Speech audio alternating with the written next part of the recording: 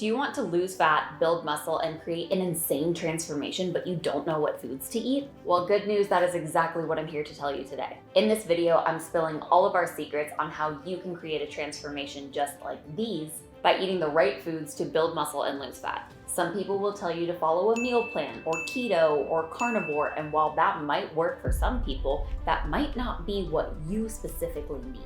This could lead you to feeling trapped in a way of eating that you don't enjoy, romanticizing the foods that you can't have until you eventually cave and then you eat the entire thing, and being frustrated from your lack of progress from running this loop over and over. If this sounds like you and you're ready to have the body of your dreams, staying lean for life, and eat the foods you love while doing it, this is your solution.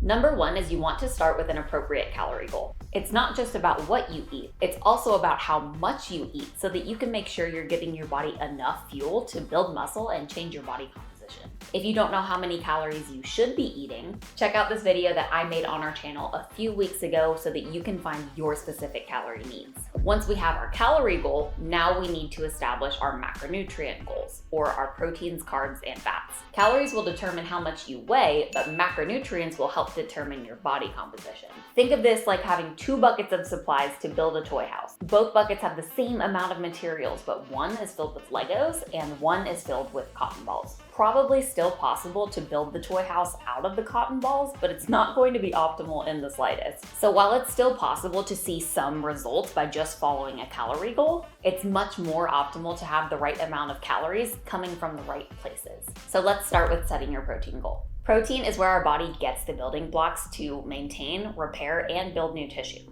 Without enough protein, we won't be seeing as many gains as we could from our training. Set your protein goal to around 0.8 to 1 gram per pound of lean body mass. This will provide a sufficient amount of protein to support muscle growth when coupled with resistance training. And you might be thinking, but Caroline, you're a registered dietitian. Aren't you gonna tell me that's too much protein? While yes, the RDA, or recommended daily allowance, is 0.8 to 1.2 grams per kilogram of body weight, this is geared towards the general population. This is not necessarily the optimal range for those looking to put on muscle and change their body composition. According to a study done by Robert Morton and others in 2017, they state that protein supplementation is sufficient at around 1.6 grams per kilogram per day in healthy adults during resistance exercise training. This comes out to be around 0.72 grams per pound of body weight. In another study done by Carbone and Pasiakos on dietary protein and muscle mass in 2019, they encourage critical evaluation of current protein intake recommendations and responsible representation and application of the RDA as a minimum protein requirement rather than one determined to optimally meet the needs of the population. So with your protein sources, it is a good idea to get a combination of both animal and plant sources if you do choose to eat meat as well. Animal-based protein sources are going to be the most bioavailable, meaning that they are the most efficiently absorbed and utilized in the body. This can be shown using the Protein Digestibility Corrected Amino Acid Score, or PDCAAS. Some good animal-based protein sources to include would be lean to medium fat meats, fish, and medium to lower fat dairy products. However, relying on animal protein sources alone could be 1, gross and repetitive, and 2, could lead to health risks such as cholesterol issues. Eating a combination of plant and animal sources of protein not only ensure you're getting in a variety of food sources and micronutrients in your diet, but it can also help to keep meals interesting. For plant-based eaters, foods like legumes, beans, nuts, seeds, whole grains, soy products, and meatless alternatives are great options. Around your workouts, try to consume a more highly bioavailable source of protein so that you can optimize the rate of digestion and utilization. If you are a plant-based eater, try and focus on consuming a complete protein at that meal. Many plant-based proteins are not considered complete proteins due to the fact that they're missing one or more essential amino acids. We need all 9 essential amino acids to synthesize muscle tissue, so many vegan protein sources have to be complemented with another source containing that one or other essential amino acid that the one source might be lacking. Remember, what really matters is that you get all 9 of these essential amino acids in the entirety of your full day of eating, so you don't have to nitpick one single meal. If you can optimize it though, why not? Lastly, don't rely on protein powders to hit your protein goal. While protein bars and protein shakes could be considered food, remember that they are still technically a supplement. For most clients, I recommend not getting more than 2 forms of protein supplementation in a day to support eating it from whole foods. Get most of your protein from whole, nutritious sources, and I promise your body will thank you.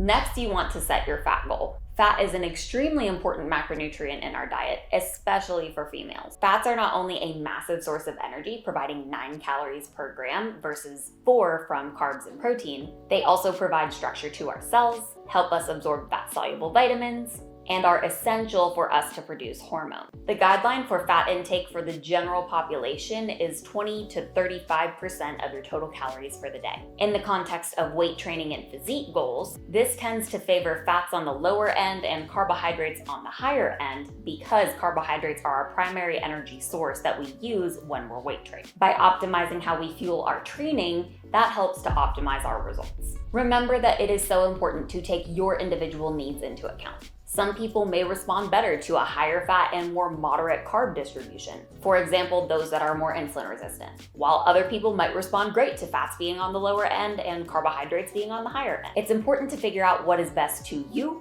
your body, your health, and your goals. When choosing your fat sources, please do not get all of your fat from peanut butter. Focus on unsaturated sources of fat.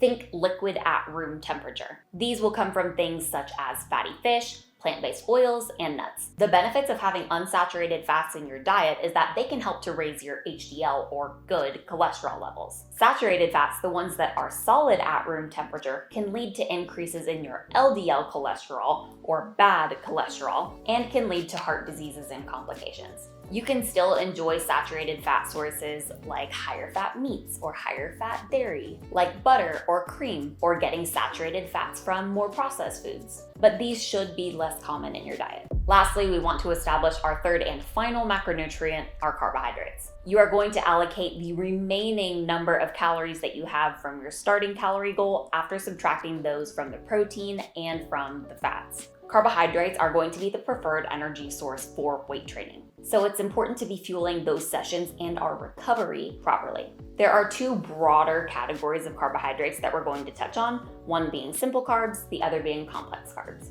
Simple carbohydrates are referring to foods that are going to rapidly digest due to the absence of fiber. Think of things like white rice, white bread, white pasta, fruit juices, or sugars. Complex carbohydrates contain fiber, which slows the rate of digestion and also boosts satiety. Think of things like whole grains, potatoes, beans, fruits, or vegetables. When choosing your carb sources at meals, keep the more simple sources of carbs around your workout. Doing this will maximize the rate of digestion, support muscle gains, and support the replenishment of glycogen stores. This is when we can really benefit from that rapid rate of digestion. Outside of that pre and post-workout meal, try to have more complex source of carbohydrates. This will help to keep you full and satiated during the day, keep your blood sugar levels balanced, and provide your body with both micronutrients and fiber. Even though we have this great tool of tracking our macros and being able to fit whatever we want into our macros, it's still so important to make nutritious choices. The beauty of tracking your macros is that you get to eat whatever you want as long as you hit your targets. This is awesome because you have tons of flexibility to eat things that you enjoy, but the not so good side of it shows up when you decide to take it to an extreme. For a lot of people, macros are so freeing compared to the restrictive diets that they used to follow. So after doing it for a few weeks, they take full advantage of it. Then you take a look at their food log and there is no fruit, no vegetable, or no nutritious carb source in sight. It's protein French toast for breakfast and then protein oats for lunch. We might get some rice and some meat for dinner, and then for dessert, it's a Pop-Tart and a protein shake. This is a recipe to be bloated and inflamed and overall feel pretty bad, to the point where it can impair your performance not only in the gym, but in every other area of your life. While yes, all foods can fit, it's important to focus on foods that are going to truly nourish your body. In order to ensure this is happening, a good rule of thumb to have in the back of your mind is to have 3 to 5 different colors of fruits and vegetables in your day. Different colors of plants contain different vitamins, minerals, polyphenols, and other plant compounds that our bodies need to function up. I recommend switching these sources out whenever you go grocery shopping to get a variety in your diet and also to keep meals interesting. It will also help to boost your gut health because a more diversified gut microbiome is correlated to better gut health. How we diversify the gut microbiome is we eat a variety of different plant foods for them to feed, grow, and thrive on. Lastly, don't forget to enjoy your favorite foods. If you don't allow yourself to eat your favorite foods while tracking your macros, it's really no better than choosing another restrictive diet or another meal plan that you find in a magazine in the checkout line. Constantly telling yourself no to the foods that you love will only make you think of them and crave them more, so that when you finally do cave, you eat like 5 times more than you would have if you would have just allowed yourself to have some in the first. Make it a point to get creative and make macro-friendly versions of your favorite foods. I find tons of amazing recipes simply by searching on Pinterest. I type in healthy, whatever I'm looking for recipe and search it to see what comes up. Then I will modify the recipe as needed using less oil or lower fat meats or dairy or adding more vegetables to it. Then I'll modify the recipe using less oil or lower fat meats and dairy to modify it to meet my nutritional goal. Also challenge yourself to just eat the real thing and track it. Sometimes the low-calorie, high-protein mug cake just doesn't hit the spot in the same way that a real brownie would. If you really want the brownie, you'll probably end up eating it anyway, even after eating whatever weird concoction you tried to replace it with. You'll come to find out that 2 Oreos or a cookie or a serving of ice cream can actually fit quite comfortably into your macros. Lastly, eat the cookies on a Tuesday. Don't wait until Friday or the weekend to have your favorite foods. This helps to remove the pedestal effect that we have with them as these indulgent and elusive foods and reminds us that we can have them whenever we want. Over time, you'll stop seeing these foods as bad or naughty, and you'll just start seeing them as foods that you can eat and enjoy whenever you want, so that you don't have to eat the whole cake or the whole plate of cookies because you told yourself that you couldn't have it until Saturday. If this video was helpful to you, make sure you give it a thumbs up and comment any questions you have down below. If you want a template that helps you break down exactly what you should eat by the meal, making it so stupidly simple to hit your macros, check out the description below.